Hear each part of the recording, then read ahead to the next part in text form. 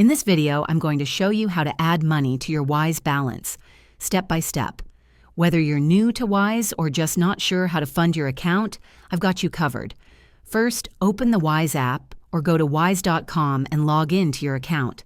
Once you're in, click on the Transfer tab or look for something that says Add Money or Deposit Funds. Next, select the currency you want to add money to and enter the amount. Choose your payment method, like a bank transfer, debit card, or credit card. Then follow the on-screen instructions to complete the payment. You might need to confirm your transaction through your bank's app or enter your card details securely. Once it goes through, the money should reflect in your Wise balance almost instantly, or within a few minutes depending on the method. That's it. You're all set to use your funds for international transfers or other transactions. If this helped you out, hit that like button and subscribe for more simple tutorials. See you next time.